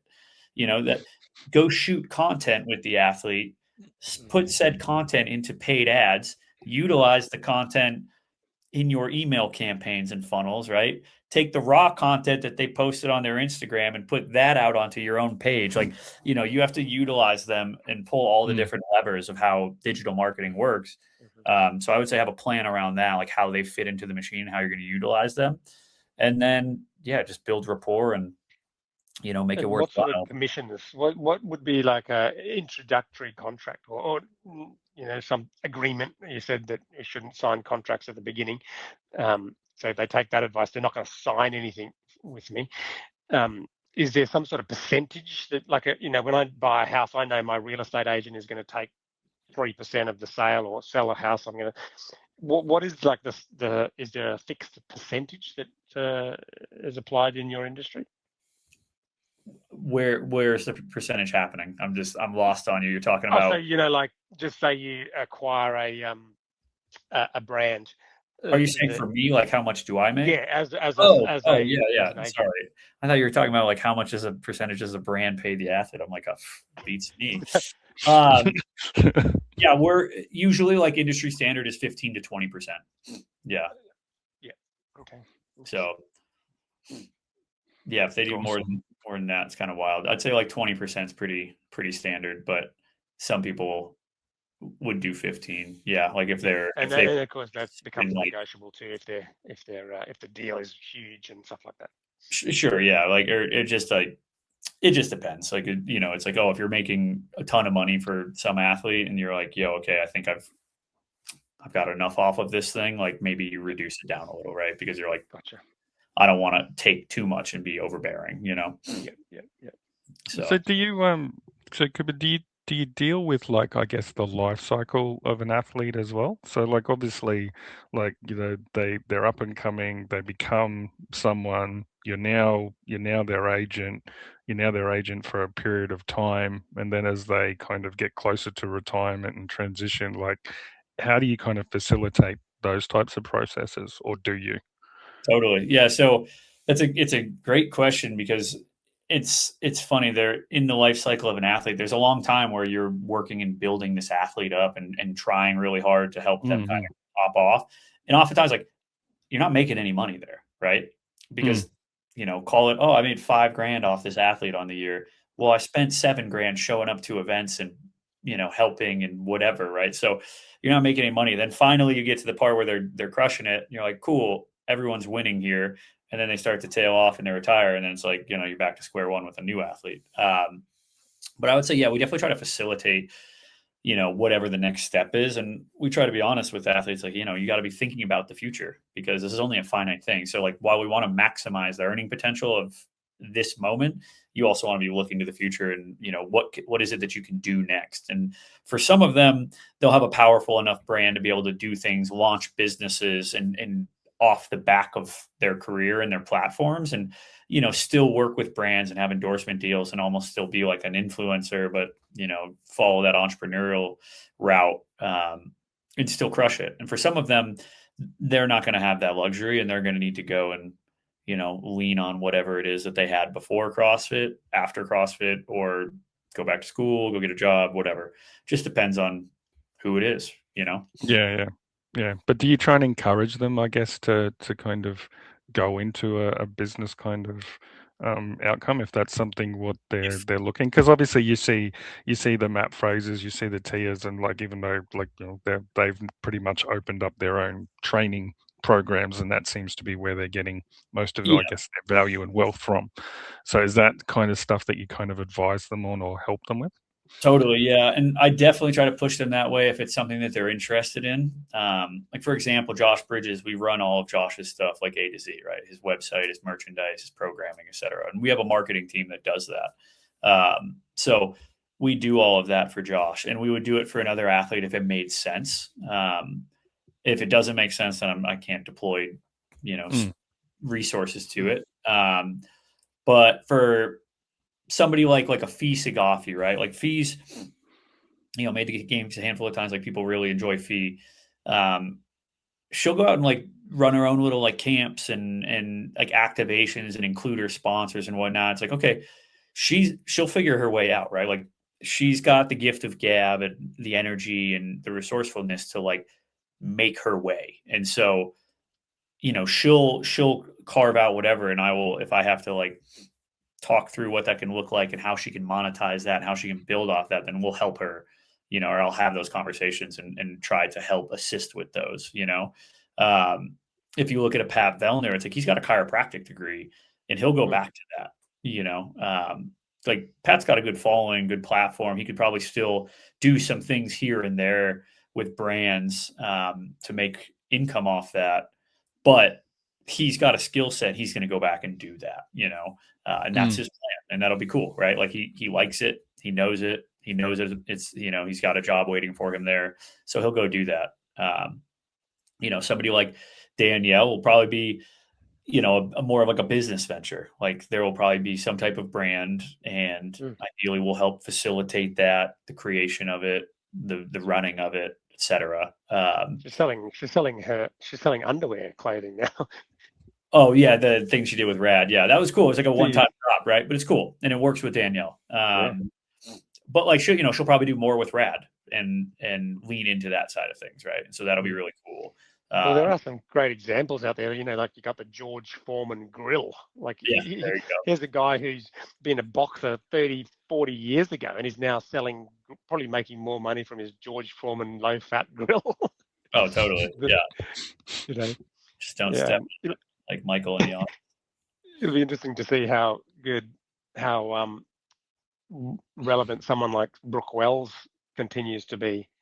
Someone who was so marketable when she was competing, and what her legacy goes. Well, I mean, and Brooke is quite fortunate because she's got Wild on Earth to lean into, right? Like, Todd, who started that brand, is Todd manages Brooke, and he also was like, yo, I'm launching this new company. Do you want to get involved? And she did, right? And so kudos on to them. Like, she's got something to go lean into, you know, like go develop product and promote that brand, and, you know, be a model, and, you know, test the product and talk to other athletes and push that thing out there. And it gives her something to do, you know? So it's it's great for her. So yeah, I think if brand, you know, sometimes if athletes can do that type of stuff, like, it's, especially like at the back half of their career, it's worthwhile, because then it gives them a springboard into what's next, you know. And what about your future, Cooper? Where does that lay? Are you going to continue being an agent, or do you want to continue growing the agency, or is there other kind of ideas that you've got? Yeah, totally. So, I mean, I want to continue growing the agency. We want to continue growing our digital marketing side of things that we do for health and wellness brands. So like the, you know, Google ads, meta ads, SEO, website optimization, email campaigns, all that stuff. Like, we've been growing that side of the business. We want to keep doing that. But yeah, I'd like to continue expanding into other non-traditional sports, like niche sports, because I think it's fun and I think we do good work there, especially in industries where we need to make the phone ring as opposed to like sitting back and waiting. And I'd like to be able to, spend maybe a little less time on the road and more time around my family. So, yeah, it's a bit of a wanting to grow and like keep chasing that, but also have some balance, Yeah. You don't have kids yet, do you, Cooper? No, but we've got one on the way. So, congratulations! That's fantastic. Thank you. That's an exciting. Becca didn't have one on the way when she was ziplining with us in Queenstown, did she? No, she did not. So yeah, there were big signs there saying "Do not ride." Just for our listeners and viewers, that's how I met Cooper. We were in Queenstown in December of last year, and lo and behold, we're about to hook up to a zip line and fly down the mountain upside down, and see this guy. I think you were wearing rad. I was, yeah. So I was wearing rad runners, something like that, yeah. Yep, but you saw our family, my wife and my 2 kids. You had like Charlotte and Harry. I was like, did you go? Socks on. They're CrossFitters. Oh yeah, you had like the old school Reebok trainers on. I had the Reebok Nano 6s, which is my favorite. I think they're my favorite shoe of all time. You're the ones that you're still trying to replace all the time.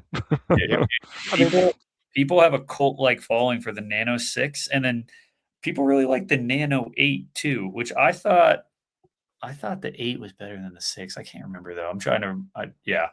People love the Nanos, man. If you see up there, Keep, just at the tip of my finger, I have an unboxed set of Nano 6s. Oh man. Unboxed, and on top of them, I have another set of unused Nano 6s. So I've got 2 Nano 6s, black and gum sole. Yeah. And I bought them at Madison when I was at Madison. But I just cannot use them. They're like a collector's item, because if you go onto any shoe site, you cannot find a set of 9.5s or 10s or that sort of average foot size. You can sometimes find really small sizes and really big sizes, but I just can't unbox them, because I reckon I'm just going to keep them until they're worth a fortune. That's a terrible idea. You should totally train in them. I'm just looking at the Nano 6 right now just to make sure I got my bearings right. So yeah, Nano 6, and then who is a huge fan of the Nano 8 was Bethany Flores. Yeah. And then Jake Marconi, he would wear these all the time. Those Nano 8s. What are they? Nano 8. Which one's 8s? Okay. Yeah, I tried all of the Nanos. I tried them all. I kept trying them every year, but nothing comes close to the build quality and the lightness of the 6s. Have you tried the Adidas Drop Set 4? No. It's the new Adidas Drop Set shoe. Try it. Okay. Yeah. Is that the one? Is that the one that James ran in the kind of High Rocks competition that they did over? Not. That was like a run. That's actually their High Rock shoe that they launched. Yeah. But the Drop Set, you might like that. It might be a good one for you. Yeah, it is. So yeah, I would take a look there. Can't be the 3 or the 2. It has to be the 4. It's like the 4. And is that their latest? Is it? That's their latest. It is, yeah. And they should have just named it a different name, because it has nothing. It's not even. It's such a better shoe than the 2 and the 3 that it's done a disservice by like associating it.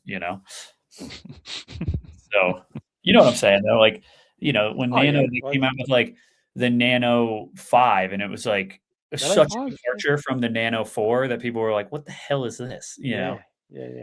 Like the 3 and the 4 had all the cool rubber. But I like that Rope Pro. The insole has those little teeth. Yeah. Which is what the early Nanos had, and then they just moved away from that. And we used to do some. Me and Jake. Do you guys know Jake Marconi? He's involved in UPO, and he's actually living in Australia right now. He's in Tamworth. They're making a team to try to go to the games with Jake Douglas. Wow. Okay. Cool. So yeah, Jake and I lived together. We interviewed Georgia Pryor. Who's part of the Snake. Dude, she's awesome. She's a stud. She's great. Now she's marketable. Holy moly. Totally. Yeah. Unfortunately, she lost her Instagram, man. It got hacked. Oh, what? Oh no. It didn't get hacked. deleted. Because she promoted something that apparently she wasn't supposed to, and she went against Instagram guidelines, and they just went, "Okay, you're gone." Like, the thing is, she was doing box jump overs. That was it. Mm-hmm. She was just doing box jump overs, and they said it was like child pornography and deleted her account. It was crazy. I know it's just silly.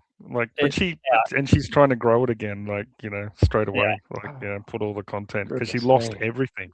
Well, it sucks because it's, luckily she works with some cool brands, right? So like LSKD and Frog and stuff will continue to support her. So she's lucky, but it's like a death sentence, man. Like that's why two-factor authentication is real, because if you lose your big platform, all of a sudden you don't have anything to sell the brand. So it could literally be you losing your income stream. So it sucks, but she's like standard, like Georgia, like fashion, right? Like she's just like, yeah, all right, like let's just figure it out, keep it moving. She's like she's so Australian in that sense, like just country girl, Tamworth. Just so nice.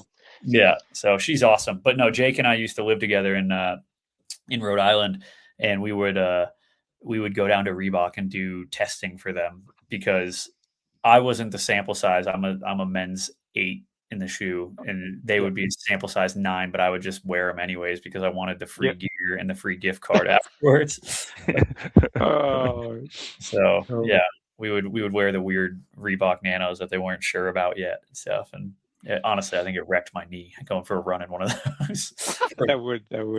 So you're CrossFit shoe, running more than 400 meters or 200 yards, 300 yards in a CrossFit shoe is not good. No, not ideal. Yeah. All right. Well, Cooper, I think you've just broken the record of our longest podcast. Heck yeah. So sincerely appreciate. I mean, you got to get back to Becca, have dinner. You've given us so much of your time today. I'm very appreciative. Thank you very much. Mate, it's been an awesome chat.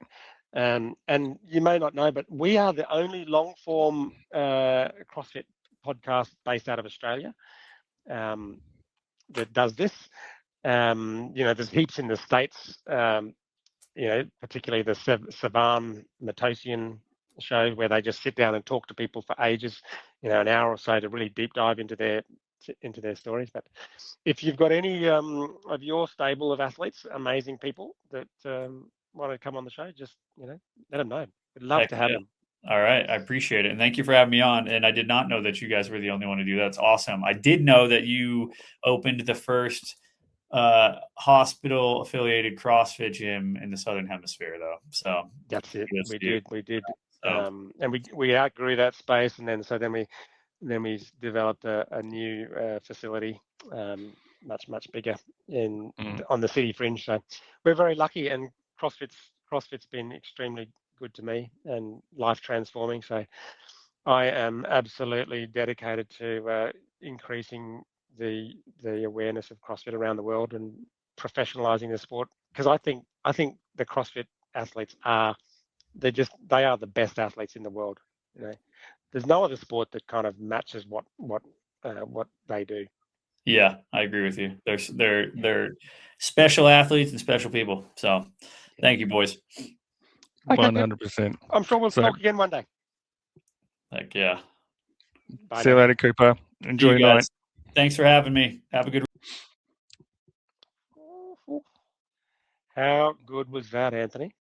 That was awesome, man. That was awesome. What a super fellow. Just from a chance encounter on a zip line in Queenstown, New Zealand. He comes on our show for nearly 2 hours. That was excellent. That was excellent. So we got to do some good promotional videos for this one. So I'm inspired. I reckon we could. He was such an interesting guy to talk to. So such a nice fella. And it's really helpful. Like, I really love the fact that people who watch this can get a much deeper understanding of what it's like to be successful in the CrossFit space. And I think our up and coming athletes will gain a lot from it as well. 100%. Focus on your craft. That's the key, right? Focus on your craft, and then then the rest will happen. So yeah, create your persona at the same time. That shouldn't be something that you specifically work at. That's just something that you say, okay, I'm just who am I? Just be authentic, be genuine, be true, be honest, and it'll most likely be appreciated by the the public. Absolutely. All right then. All right, It's mate. Have a great day. Saturday What morning. Time to go out. Yep. I'm going to go and I was going to do some recovery. You're doing some recovery from last night's workout? Yeah, oh, I need some recovery. Yeah, you did last night's workout, yeah. I did last night's workout, yes. There was a lot of wall walks. Yeah, so probably more than I've done before. So that was good. So exciting week of training ahead. I'm keen to now. I'm going to look at the Torian roster and see who is he talking about. Who's the up and comer? Who is the up and comer? It's only going to be one spot left. Who's it? Like you got Crouch and Ricky. Well, I thought. I mean, Hiko's there. Like he's roundabout in that space. Yeah. I mean, obviously you got Bailey. Obviously, yeah. There's a few. So probably need more. We should have asked him. I got the feeling that maybe he's coming. No, he wasn't going to tell you. He was. No. If he's coming to Torian. Oh no, I don't think so. So he might be. Let's have a look. Torian Pro roster 2026. Let me just see. Who's in it?